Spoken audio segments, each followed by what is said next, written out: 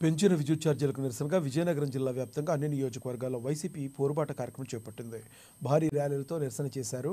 కూటమి ప్రభుత్వం ఇచ్చిన హామీలు నెరవేర్చలేని ప్రభుత్వం ప్రజల నడ్డి విరిచేలా విద్యుత్ ఛార్జీలను పెంచిందని ఆంధ్రప్రదేశ్ ప్రజలు మరోసారి చంద్రబాబు చేతిలో మోసపోయారని చెప్పుకొచ్చారు. ఇక పెంచిన విద్యుత్ ఛార్జీల కారణంగా సామాన్యుడిపై పెనుభారం పడిందని వైసీపీ నేతలు అంటున్నారు.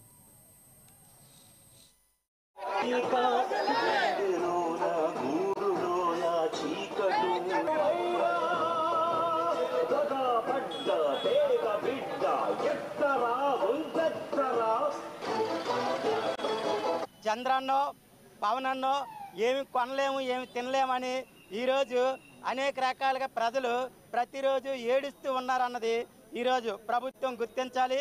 ఈరోజు చంద్రబాబు నాయుడు గతంలో 2000వ సంవత్సరంలో హైదరాబాద్లో బషీర్బాగ్లో విద్యుత్ ఛార్జీలు అన్యాయంగా పెంచారని చెప్తే ఆ రోజు 3 రైతులు అన్యాయంగా కాల్చి చంపిన చంద్రబాబు నాయుడు గారు మరలా అదే పరిస్థితుల్లో అదే దుస్థితుల్లో ఈరోజు పేద ప్రజలపై కక్ష కట్టి విద్యుత్ ఛార్జీలు ఈరోజు గత 6 నెలల్లో చూసుకుంటే 15,486 కోట్లు పెంచడం నిజంగా ఇది వైఎస్ఆర్ కాంగ్రెస్ పార్టీని తీవ్రంగా ఖండిస్తున్నాం.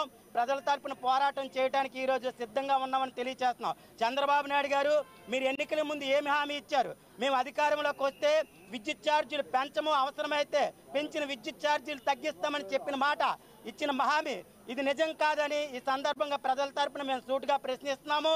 అంతేకాకుండా ఈరోజు ప్రతి ఒక్కరి ఇంటిపై కూడా సోలార్ విద్యుత్తుని మేము ఉత్పత్తి చేస్తాం, తిరిగి ప్రభుత్వమే ఆ విద్యుత్తును కొని మీ బీదలకు ఆర్థికంగా సాయం చేస్తామని చెప్పిన చంద్రబాబు నాయుడు గారు ఈరోజు ఇచ్చిన మాటలు ఏదైతే సూపర్ 6 హామీలు ఉన్నాయో అదే మాదిరిగా ఈ హామీలను కూడా తుంగలో తొక్కి ఈ రకంగా ప్రజలకు అన్యాయం చేయటాన్ని తీవ్రంగా వ్యతిరేకిస్తూ ఖండిస్తూ ఈరోజు అవసరం ఉంది. మరి నేడు గతంలోని ఒకసారి వెళ్తే చంద్రబాబు నాయుడు గారు ప్రతి ఒక్క చోటకి వెళ్ళి ఆఖరికి కడపకి పులివెందలకు కూడా మహానాడులో కూడా చెప్పారు విద్యుత్ ఛార్జీలు మేము తగ్గించాము, అసలు సోలార్ సిస్టమే కనిపెట్టింది నేను అని చెప్పిన చంద్రబాబు నాయుడు గారు మళ్ళీ మేము అధికారంలోకి వస్తే మళ్ళీ 2 రూపాయలకి 3 రూపాయలకి యూనిట్ ఛార్జీలు తీసుకొస్తా అని చెప్పడం జరిగింది.